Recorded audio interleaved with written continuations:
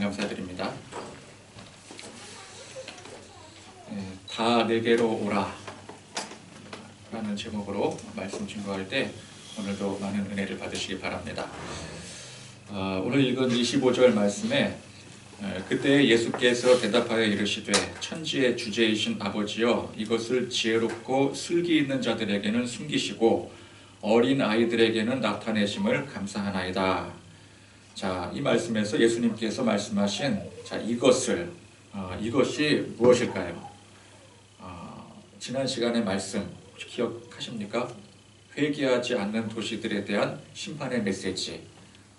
이제 그것이 바로 이어지는 내용이기 때문에 그 내용, 그 메시지이기도 하거니와 지금까지 그리고 앞으로 예수님께서 말씀하시고 선포하신 모든 천국 복음, 앞서 이제 산상수훈으로부터 시작해서 예수님의 말씀들, 모든 가르침을 말하는 것입니다. 예수님의 모든 가르침이 바로 이것입니다.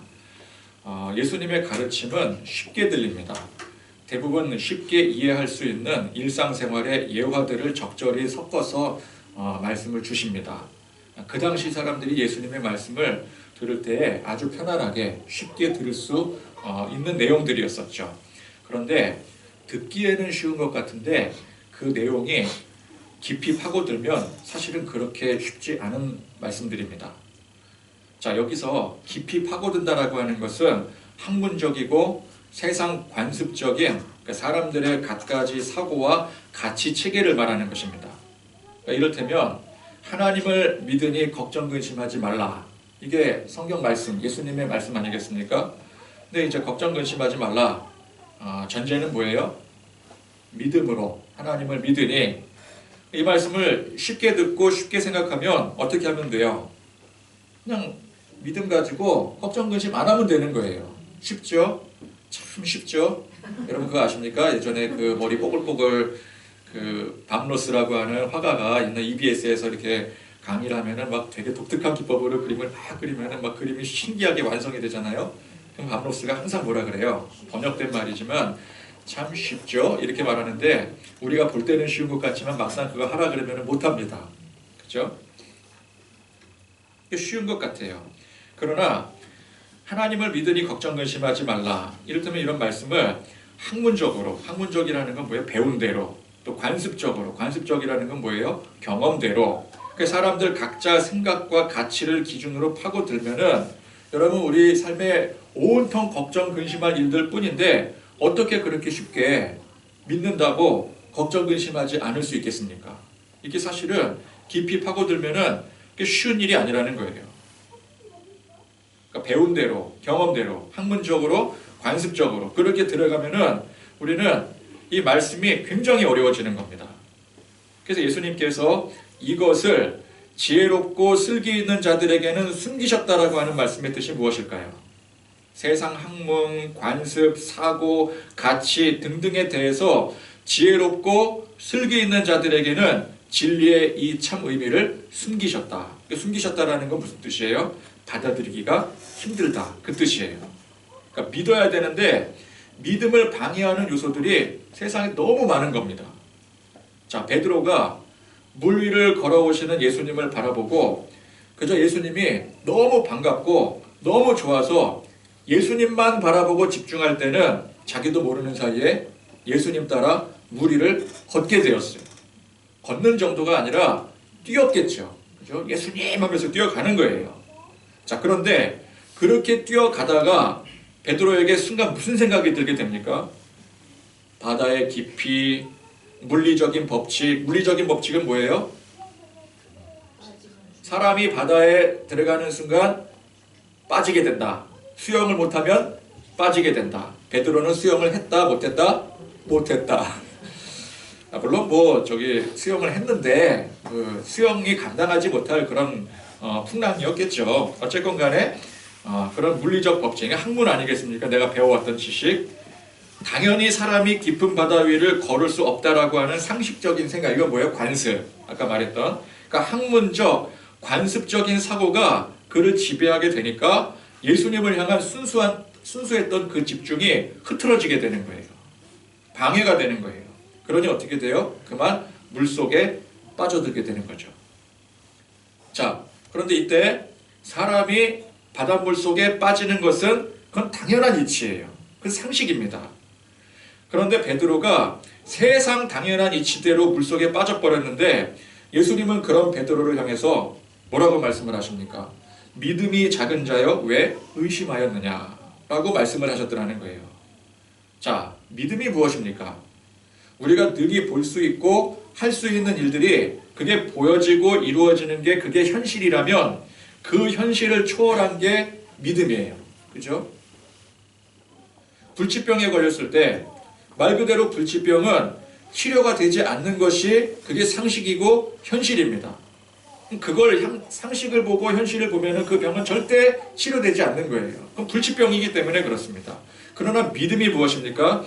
그럴지라도 상식은 그럴지라도 현실은 그럴지라도 그러나 하나님께서 치료해 주신다. 예수님의 권능으로 깨끗이 씻음받게 된다. 이게 믿음이에요. 이걸 볼 줄 아는 게 믿음이에요. 여러분, 우리가 죄로 인해 이미 죽었습니다. 하나님과의 관계가 끊어져서 우리를 기다리는 것은 저 시커멓고 이글이글 타오르는 지옥불 뿐이에요. 그럼 이것은 뭐예요? 이건 상식이고 현실이에요.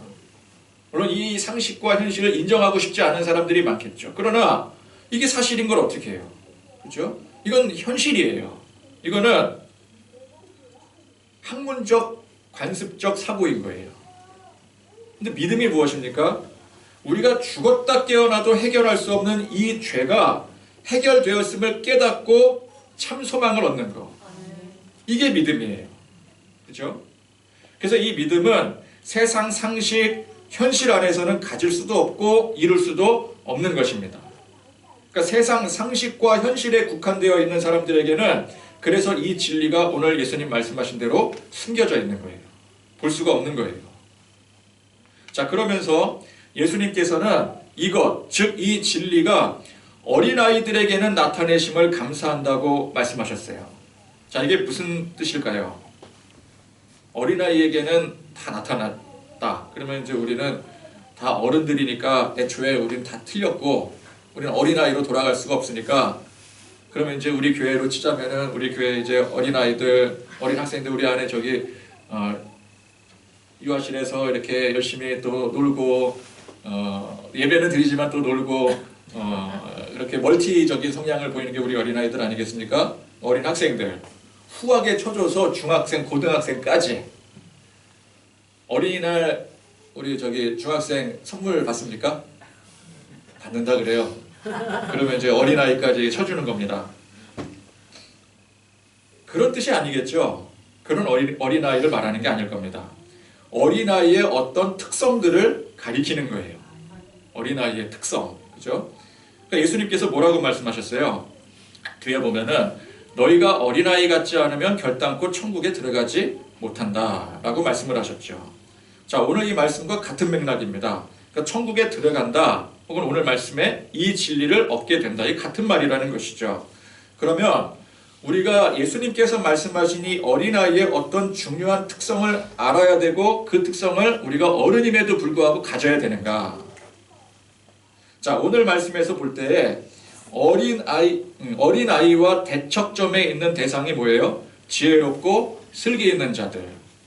근데 여기서 오늘 말씀에서 지혜롭고 슬기로운 것은 성경 말씀 참 진리에 대한 지혜와 슬기, 그게 아니라 그랬죠. 세상 지식과 경험에 대한 지혜와 슬기라고 했어요.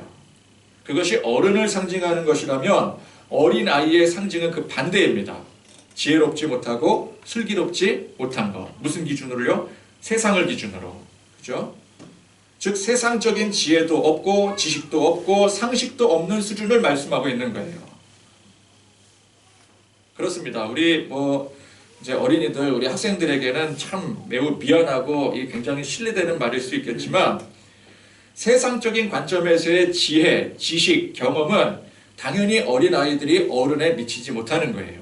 그죠? 어른이 어른은 이유가 있는 거잖아요. 그죠? 배운 것도 더 많고 경험도 경륜도 더 많고 어린아이가 미치지 못하는 거죠.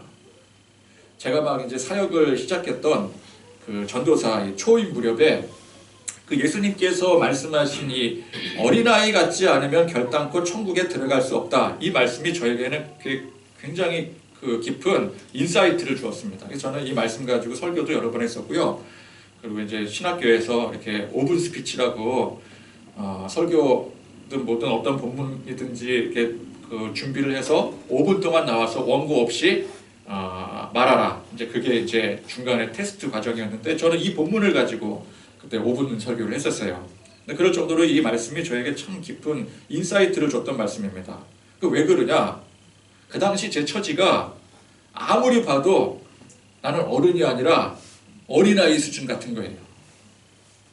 처음 이제 신대원 들어가자마자 모교회에서 전도사로 임명받아서 이제 전도사 사역을 시작하게 되는데 그 전에 뭐 이거에 대해서 배운 것도 아무것도 없었고 이제 막 신학교에 들어갔는데 바로 전도사로 임명이 되니까 모든 게 다 막연하고 막막하기만 한 거예요. 담임 목사님한테 맨날 불려가서 혼납니다. 야, 저 목사님이 저렇게 무서운 분인지 몰랐어요. 또 성도들, 학생들 모두에게 이리 치이고 저리 치이는 그런 신세였어요. 제가 전도사로 임명되기 전까지는 그 교회 나름대로 청년 회장으로 항상 칭찬받고 격려받고 그런 사람이었었거든요. 인정받는 사람이었어요. 목사님에게도 맨날 인정받고 그랬다가 전도사로 임명이 되니까 하루아침에 바뀌더라고요. 졸지의 처지가 완전히 바뀌게 된 거예요. 모든 것이 새로웠고 두려웠고 그래서 하나님이 아니면 아무것도 안 되는 그런 상황이었어요. 부서를 맡았는데 부서가 난장판입니다. 전임 교역자가 1년 동안 아주 그냥 난장판을 만들어 놓은 거예요. 근데 그거를 이제 초임 전도사에게 부서를 떡하니 맡으라고 하니 성도들은 인사도 안 합니다. 아니 엊그제까지만 해도 반말하고 그냥 교회 청년으로 되었는데 어떻게 전도사님이라고 부를 수 있느냐. 난 절대 그렇게 못한다. 인사도 안 해. 아는 척도 안 해요. 그러니까 하나님이 아니면 안 되는 거예요. 그래서 저는 그때 예수님께서 말씀하신 어린아이 같음이 뭔 뜻인지 쉽게 알 수 있었어요. 자, 어린아이의 미숙함. 이 미숙함을 말하는 거죠. 아직 아무것도 모르고 경험도 없고 능력도 없는 그 미숙함입니다. 그런데 이 미숙함이라는 게 나쁜 게 아니에요. 비하가 아닙니다. 미숙하기 때문에 배워야 되고 그래서 학교를 다니고 공부방에 다니고 학원에 다니고 그렇게 성장하는 과정에 있는 거예요. 중2병, 사춘기 이런 거 있잖아요. 우리 이제 청소년기에 이르렀을 때 보통 중2병 그러잖아요. 근데 이런 것들이 미숙함에서 성숙함으로 성장해 나가는 과정인 거예요. 미숙한 상태에서 갑자기 성숙한 상태로 점프할 수 있겠습니까? 갑자기 점프하는 일은 없어요. 그럴 수 없기 때문에 학생들이 때가 되면 중2병을 겪고 사춘기를 겪는 거예요. 그게 뭐 일찍 오느냐 늦게 오느냐의 그 정도의 차이는 있지만 그 과정이 있기 때문에 성인으로 성장할 수가 있는 거죠. 그러면 우리는 그걸 이해를 해야 됩니다. 그죠? 우리 학생들 볼 때 제가 왜 저러나 예배 시간에 왜 조나 이해해야 돼요. 어른들 예배 때 학생이 조는 건 당연한 거예요. 어른들도 조는데 학생이 안 졸겠습니까? 중2는 이제 지났지만 3학년 올라가지만 어쨌건 중2병. 우리 이제 오지도 않은 아들은 아직도 사춘기. 그죠? 근데 그걸 이해를 해야 돼요. 그걸 우리 어른 기준으로 생각하고 판단하면 안 되는 거예요. 물론 참기 힘들 때도 많습니다. 이렇게 깨웠는데도 안 일어나면은 참기가 힘들겠죠. 그러나 그런 과정이 있기 때문에 그런 과정을 거쳐야 결국은 어른이 되는 거예요. 그죠? 우리 그거 다 알잖아요. 우리도 다 그런 과정 겪어보지 않았습니까?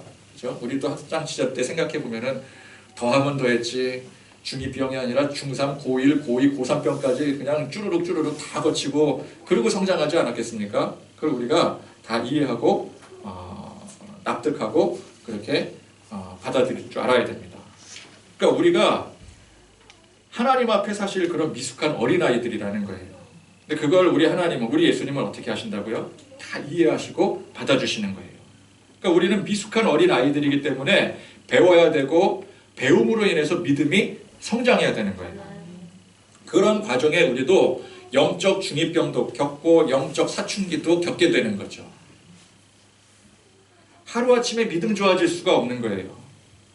예수님은 우리더러 어린아이와 같으라고 말씀하셨습니다. 그러니까 자신의 미숙함을 깨닫고 그래서 그 미숙함을 딛고 영적 성숙으로 나아가라는 뜻이에요. 어린아이들은 자신들의 미숙함을 너무도 잘 알기 때문에 어른들을 절대적으로 신뢰하고 의지하게 됩니다. 어리면 어릴수록 그게 더 절대적이게 돼요. 여러분, 아기들이 왜 웁니까? 우리 준호가 왜 울까요? 성질머리가 못돼 먹어서 그런 걸까요? 우리 아기들을 잘 모르면요, 막 우는 애기 보고 쟤는 성질머리가 못돼서 그렇게 말할 수도 있어요. 잘 모르니까. 근데 아기가 우는 이유는 다른 게 없어요. 불안하기 때문에 우는 거예요.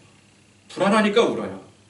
자기 능력으로는 아무것도 할 수 없기 때문에 울음으로써 자기 위기의식을 느끼고 그 위기의식을 표출하는 거예요. 나 우니까 빨리 나 봐달라.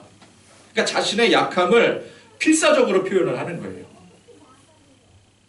그래서 자기 스스로 미숙함을 가장 잘 아는 세대가 어느 세대예요? 아기 세대, 아기 세대. 아기들이 제일 잘 알아요. 아기들이 안 우는 거 봤습니까? 나는 괜찮으니까 나한테 신경 쓰지 마시오. 그런 아기 봤습니까? 아기는 무조건 조금이라도 마음에 안 들면은 그 마음에 안 드는 게 우리가 생각할 때는 그냥 마음에 안 드는 거지만 아기들의 입장에서는 그게 생명을 위협하는 거거든요. 그러니까 우는 거예요. 필사적으로 우는 거예요. 근데 조금만 머리 커져 보세요. 어떻게 됩니까? 자기가 이제 다 알아서 한다고 고집 부리고 뭐든 다 할 줄 안다고 막 승질내고 그리고는 어떻게 해요? 결국은 다 망쳐놓겠죠. 그러면 그 수습하는 건 누구 몫이에요? 그 엄마 아빠 몫이죠. 그리고 다 할 줄 안다, 나한테 신경 쓰지 말라, 문 쾅 닫고 들어가고, 그랬다가 당장 큰 위기 만나면 어떻게 돼요? 엄마 아빠 울면서 찾게 되는 거죠.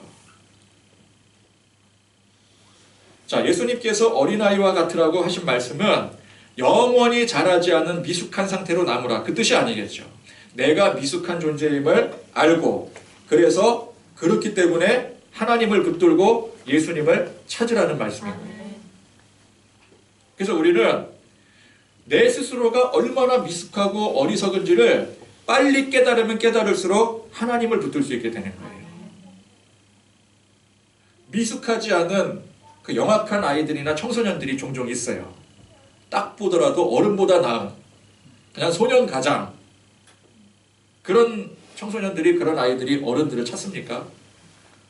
우습게 여기고 오히려 비판을 합니다. 그죠? 막 비판을 해요. 막 사회 비판하고. 우리가 아는 게 너무 많고 경험이 많아서 내 안에 자랑할 것들이 많을 때는 똑같아요. 하나님을 찾지 않게 되는 거예요. 똑똑한 사람은 그 자존심 때문에라도 하나님을 찾지 않습니다.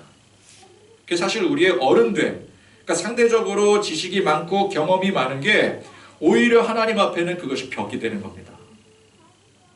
상식과 지식이 많을수록 하나님을 믿을 수 없고 예수님의 진리의 말씀을 깨달을 수가 없는 거예요. 저도 돌이켜보니까 그렇더라고요. 그 초임 전도사 때는 그렇게 하나님을 찾고 예수님을 찾아 부르짖고 그것밖에 답이 없으니까. 근데 어느 정도 경력이 쌓이고 여러 교회 또 경험을 해보고 나도 나름대로의 어떤 위치도 있고, 이제는 저한테 전도사님 목사님이라고 안 불러주는 사람이 없거든요. 제발 좀 그렇게 티내지 말라 그래도 막 목사님 막 그러는데 어느 정도 나도 위치도 있겠다. 그렇게 되니까요, 자꾸 내 경험을 찾게 되더라고요. 내 능력을 의지하게 되더라고요. 그래서 개척 초반에 너무 힘들었어요. 나는 능력 있는 사람이다. 나는 지금까지 해온 게 있는 사람이다. 그거를 믿다 보니까 모든 게 다 부딪히는 거예요. 그러니까 나도 이렇게 이제 경륜이 쌓이고 경험이 쌓이고 인정도 받게 되고, 저는 인정도 많이 받았거든요. 그러다 보니까 하나님과의 관계가 멀어지게 되는 거예요. 하나님을 의지하지 않고 나를 의지하게 돼요. 내가 지금까지 해왔던 어떤 배움, 지식, 경험, 관습, 그런 걸 자꾸만 의지하게 돼요. 그게 제 모습이더라고요. 오히려 하나님 앞에 그런 것들이 벽이 되는 겁니다. 상식과 지식이 많을수록 하나님을 믿을 수가 없게 되고요. 예수님의 진리의 말씀을 깨달을 수가 없게 되는 거예요. 그러니까 하나님께서 이 진리를 일부러 숨기신 게 아니라 우리 스스로가 자꾸만 숨겨버리는 거예요. 어린아이가 자신의 미숙함을 너무 잘 알아서 부모에게 또는 어른들에게 절대적으로 의존하는 것처럼 우리는 빨리 우리 자신의 미숙함을 알아서 우리 하나님 아버지께 절대적으로 의존함으로 나가야 되는 겁니다. 아멘. 그런데 우리가 이미 세상 살면서 많은 지식과 경험과 상식들을 쌓아오지 않았겠습니까? 그 성경은 뭐라 그래요? 우리가 하나님 앞에 나아갈 때 그 모든 것들을 다 버리라고 하는 거예요. 괜히 버리라는 게 아닙니다. 아니 아까운데 지금까지 쌓아왔는데 그 아까운 것들을 왜 버립니까? 근데 그걸 버리지 않으면 하나님께 나아갈 수가 없기 때문에 우리가 미숙함을 스스로 알아야 되는데 너무 많은 것을 가져왔으므로 스스로 미숙하다고 생각할 수 없기 때문에 애초에 그런 것들을 가지지 않았으면 상관이 없는데, 그죠? 없으면 버릴 것도 없잖아요. 그죠? 근데 너무 많으니까 그것 때문에 하나님 앞에 나갈 수가 없는 거예요. 그래서 그런 것들을 살아오면서 자연스럽게 너무 많이 갖고 있다 보니까 어떻게 해야 되겠습니까? 시간을 거꾸로 돌릴 수는 없잖아요. 그러니까 하나님 앞에 나아갈 때 그 모든 것들을 버려야 되는 거예요. 버려야 하나님 앞에 나갈 수가 있어요. 어린아이들은 어때요? 애초에 버릴 게 별로 없습니다. 앞으로 쌓아갈 것만 있기 때문에 버릴 게 별로 없기 때문에 그게 쉬워요. 물론 아이들 대상으로 복음 증거할 때 쉽다는 얘기는 아닙니다. 그러나 어떻게 보면, 어떤 의미에서 보면은 복음을 증거할 때 이 복음의 흡수력이 가장 빠른 사람들이 어린아이예요. 나이가 어리면 어릴수록 그게 쉬워요. 왜 그런 줄 아십니까? 버릴 게 별로 없기 때문에 그래요. 근데 나이가 많으면 많을수록 우리는 어른이 되면 어른이 될수록 그동안 쌓아온 게 많기 때문에 그걸 버리기가 쉽지가 않은 거예요. 그게 어렵습니다. 우리는 그게 어려워요. 저도 어려워요, 그게. 근데 어렵더라도 어떻게 해요? 우리는 그거를 버려야 되는 거예요.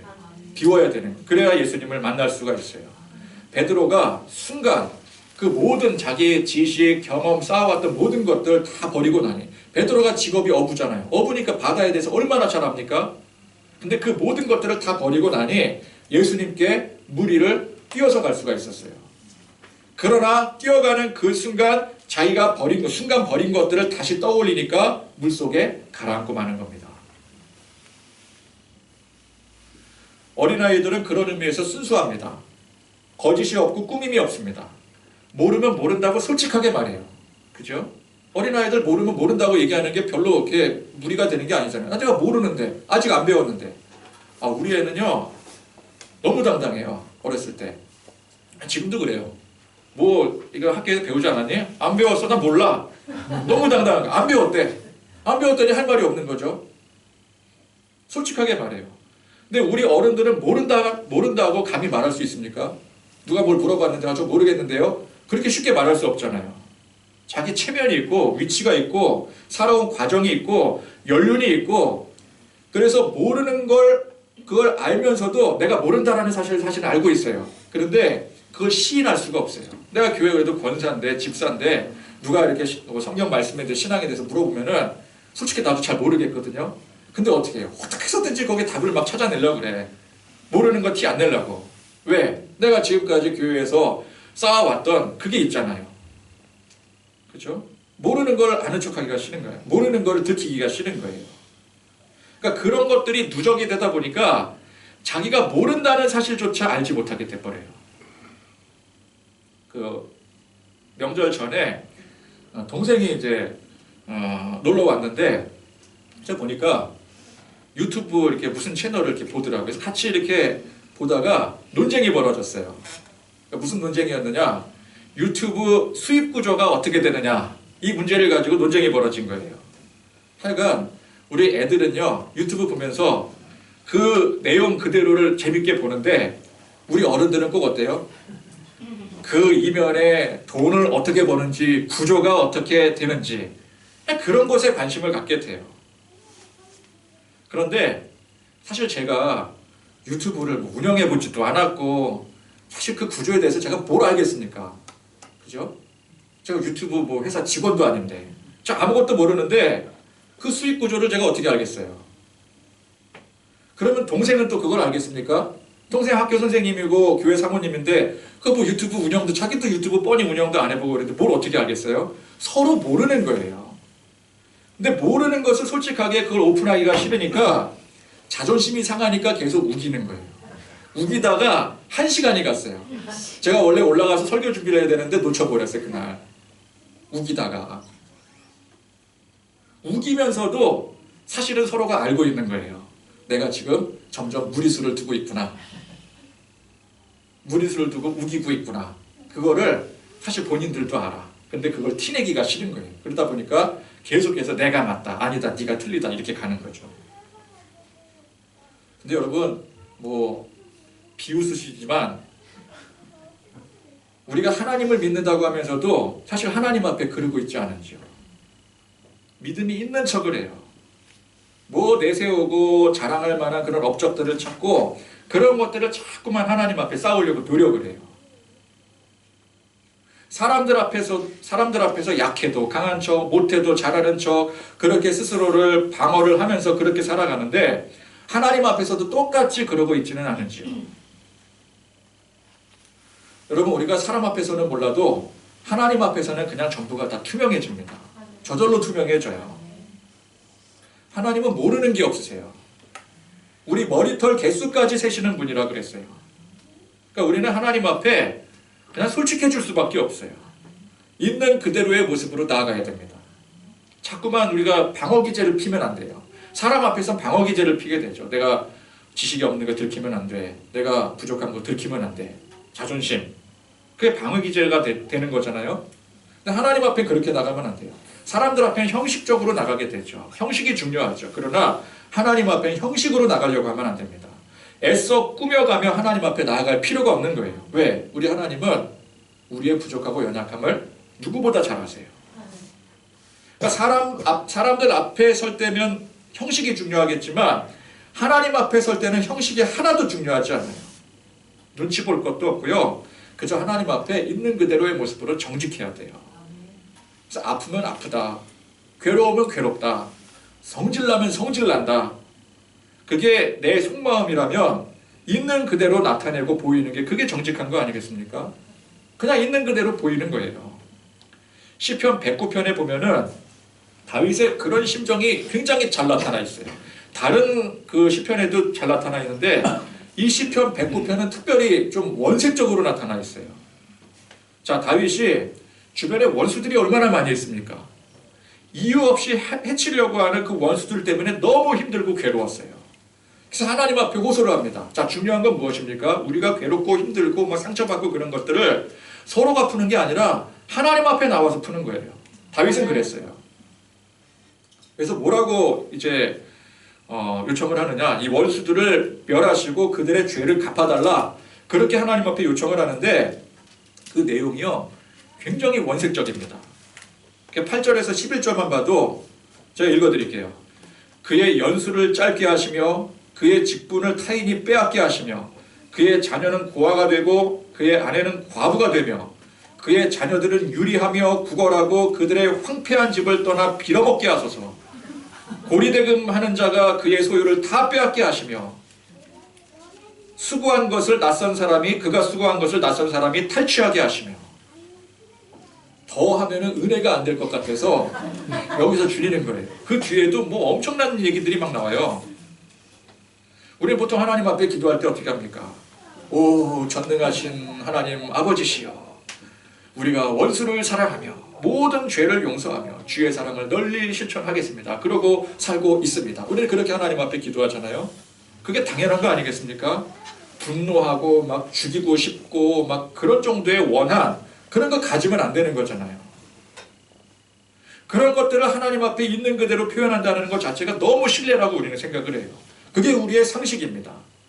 근데 다윗은 장난이 아니에요. 연수를 짧게 하시면 무슨 뜻이에요? 빨리 죽여주세요. 그 뜻이잖아요. 내 원수 빨리 죽여달라고. 왜 아직도 살려놓고 계십니까? 여러분 우리가 아무리 원수를 진다고 한들 그렇게까지 기도하면 안 되잖아요.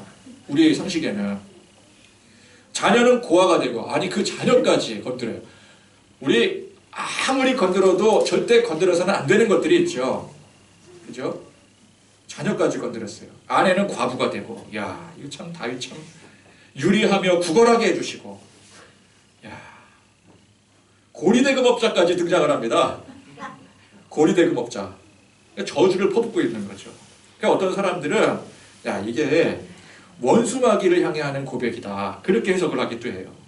그러니까 이게 왜 이제 원수마귀를 향해서 하는 고백이다, 그렇게 해석을 할까요? 우리의 상식으로는 도저히 이해가 안 되기 때문에.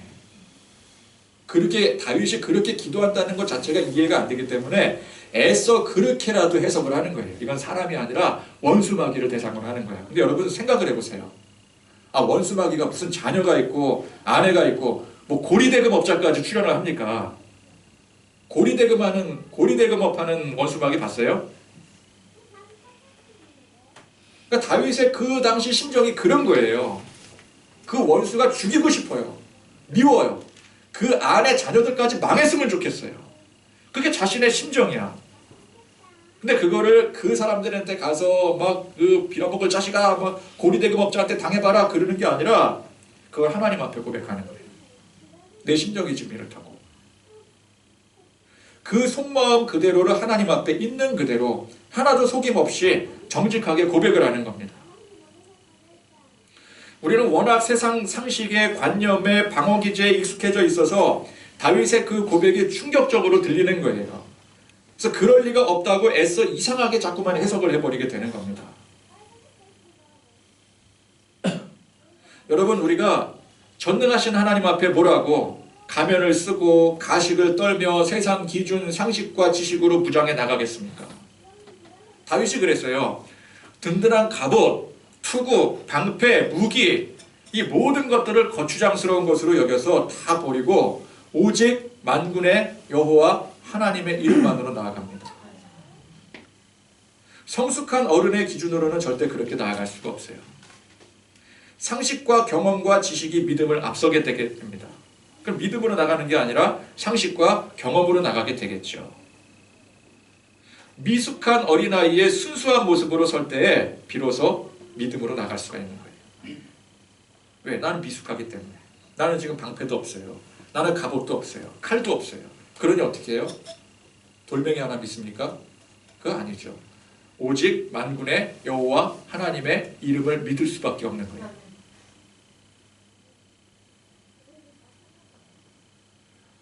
있는 그대로의 모습, 부족하면 부족한 모습 그대로, 뒤틀린 심정이라면 뒤틀린 심정 그대로, 아프고 괴로우면 아프고 괴로운 그 모습 그대로.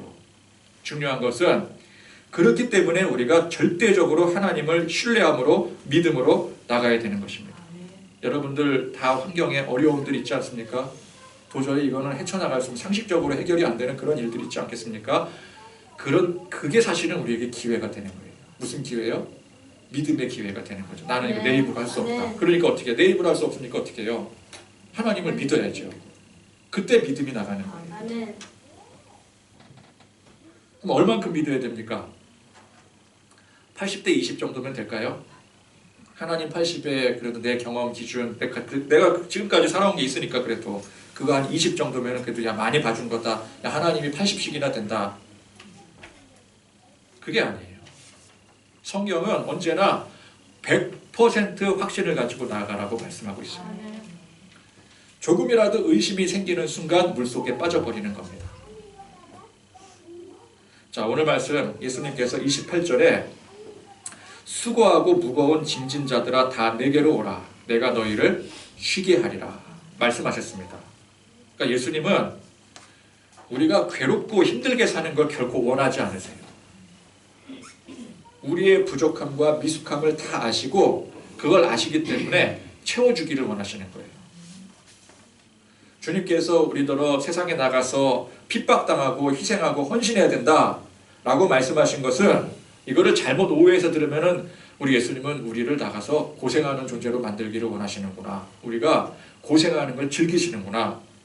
그렇게 생각할 수 있겠는데 그렇게 말씀하신 것은 그렇기 때문에 고생문 활짝 열렸고 그래 너희들 죽도록 고생당하라 그렇게 말씀하신 게 아니에요. 그 반대입니다. 그럴지라도 그렇기 때문에 하나님을 믿고 예수님을 절대적으로 의지하게 되면은 여러분 우리가 복음 들고 나가는데 세상에서 핍박하고 우리 환영하지 않고 우리가 막 희생하고 헌신해야 되면 우리 결국 누구를 의지하게 돼요? 세상 의지하겠습니까? 하나님만 의지하게 되는 거예요. 근데 우리가 나갔는데 막 세상 사람들이 막 환영해주고 막 교회가 막 조금이라도 막 나가서 막 전도했더니 막 부흥이 되고 막 바글바글 들끓고 그러면 우리 우리는 누구를 의지할까요? 나를 의지하고 내 능력을 의지하고 사람을 의지하게 되는 거예요. 근데 우리는 아무것도 안 되니까, 이것도 안 되고 저것도 안 되니까 결국은 누구를 의지해야 돼요? 하나님을 의지할 수밖에 없는 거예요. 그러니까 그럴지라도 하나님을 믿고 예수님을 절대적으로 의지하게 되면 그 수고하고 무거운 모든 짐을 어떻게 해주신다고요?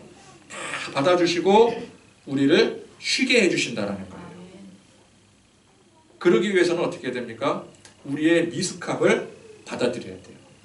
내 부족함을 알아야 돼요. 연약함을 알아야 돼요. 그것을 인정하고 있는 그대로 우리 주님께 그냥 가지고 나와야 되는 겁니다. 나 부족하다. 우리 없다. 나 아무것도 할 수가 없다. 나 지금 완전 초짜다. 근데 그거를 사람들한테 가서 막 하소연하고 막 저한테 막 지적하는 목사님한테 가가지고 왜 저를 지적합니까? 이제 막대병아리를 어떻게 그렇게 야단칠 수 있습니까? 격려를 해주셔야죠. 그러는 게 아니라 그걸 누구한테 가져가야 된다고요? 하나님 앞에. 다윗이 어떻게 했어요? 막 원수가 고리대금업자한테 망하게 하고 싶은데 그 사람한테 가서 고리대금업자 찾아가서 저 사람 망하게 해달라고 그러는 게 아니라 그걸 하나님 앞에 가지고 나가는 거예요. 그럴 때 우리 하나님께서, 우리 주님께서 받아주시는 것입니다. 우리 주님께서 받아주실 것을 알기 때문에 주님께 나아가는 것. 그게 믿음이에요. 그렇게 주님 안에서 채움받고, 그래서 오늘 말씀하신 대로 참된 쉼을 얻는 그런 믿음의 사람들이 되실 수 있기를 간절히 축원드립니다. 찬양하겠습니다.